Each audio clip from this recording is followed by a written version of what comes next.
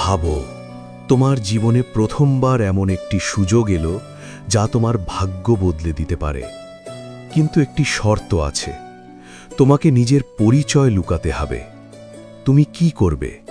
সত্য বলবে আর দরজা বন্ধ হতে দেখবে, নাকি মিথ্যে বলবে আর নিজের ভাগ্য নিজেই লিখবে? কর্ণ একটি মিথ্যে বলেছিল। শুধু একটি, কিন্তু সেই একটি মিথ্যে তার পুরো জীবনকে অভিশাপে ভরে দেয়। আজ আমরা জানব কিভাবে একজন প্রতিভাবান যোদ্ধা নিজের দোষে নয়, সমাজের অবহেলায় ধ্বংসের পথে এগিয়ে গেল। শেষ পর্যন্ত শুনো, কারণ এই কাহিনীর শেষ অংশে তুমি হয়তো নিজের জীবনকে খুঁজে পাবে। অপমানের আগুন। শৈশব থেকে কর্ণ শুনে এসেছে একটাই কথা, তুমি রথচালকের ছেলে। এই একটি পরিচয় তার সমস্ত প্রতিভাকে ঢেকে দিত। সে জানত না সে আসলে কার সন্তান।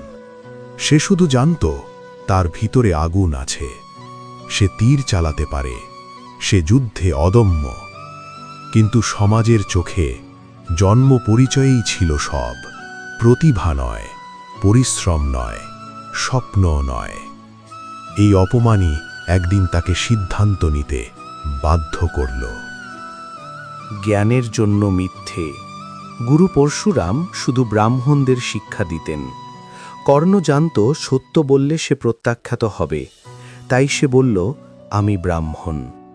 এই একটি বাক্য তার ভাগ্যের চাকা ঘুরিয়ে দিল।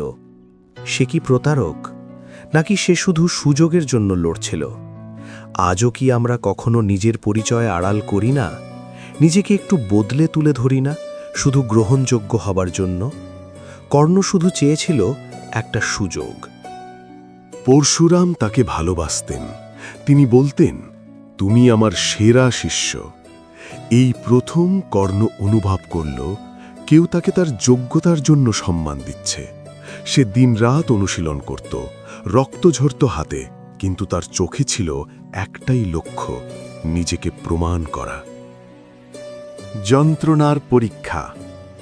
এক দুপুরে পরশুরাম ক্লান্ত হয়ে কর্ণের কোলে মাথা রেখে ঘুমিয়ে পড়লেন। হঠাৎ এক বিষাক্ত কীট কর্ণের উরুতে কামড়াতে শুরু করল। মাংস ছিঁড়ে যাচ্ছে, রক্ত গড়িয়ে পড়ছে, কিন্তু কর্ণ নড়ল না। সে জানত যদি সে নড়ে গুরুর ঘুম ভেঙে যাবে। সে ব্যথা সহ্য করল, নীরবে, নিজেকে প্রমাণ করার জন্য। কখনো কি তুমি এমন কষ্ট চেপে রেখেছ শুধু শক্ত দেখানোর জন্য? সত্য প্রকাশ পেল। রক্তের উষ্ণতা অনুভব করে পরশুরাম জেগে উঠলেন। তিনি বিস্ময়ে বললেন, কোনো ব্রাহ্মণ এত যন্ত্রণা সহ্য করতে পারে না, তুমি ক্ষত্রিয়। সত্য প্রকাশ পেল। কর্ণ মাথা নিচু করে দাঁড়িয়ে রইল। সে জানত এই মুহূর্তে তার স্বপ্ন ভেঙে যাচ্ছে। অভিশাপ। পরশুরামের চোখে রাগের চেয়ে বেশি ছিল বিশ্বাসভঙ্গের যন্ত্রণা। তিনি বললেন, যে মহাস্ত্র আমি তোমাকে শিখিয়েছি, যখন তোমার সবচেয়ে প্রয়োজন হবে তুমি তা স্মরণ করতে পারবে না। এই একটি বাক্য কর্ণের ভবিষ্যৎকে অন্ধকার করে দিল। একটি মিথ্যে, একটি অভিশাপ, একটি অনিবার্য পরিণতি। গভীর প্রশ্ন, কর্ণ কি সত্যি ভুল করেছিল?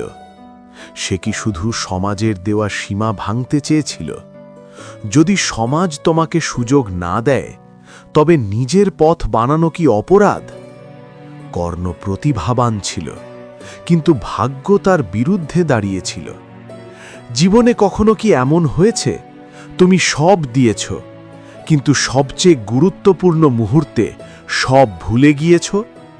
কর্ণের জীবন আমাদের শেখায়, অন্যায়ের বিরুদ্ধে লড়াই করলে কখনো কখনো তার মূল্য দিতে হয়। আবেগের বিস্ফোরণ। সে ছিল দানবীর, সে ছিল অদম্য যোদ্ধা, কিন্তু সে ছিল অভিশপ্ত। তার সবচেয়ে বড় অপরাধ, সে তার স্বপ্নের জন্য লড়েছিল। পরের পর্বে কর্ণ নিজের শরীরের সুরক্ষা নিজেই দান করবে। কেন কেন একজন যোদ্ধা নিজের মৃত্যুকে আলিঙ্গন করে? সেই কাহিনী আরও ভয়ঙ্কর।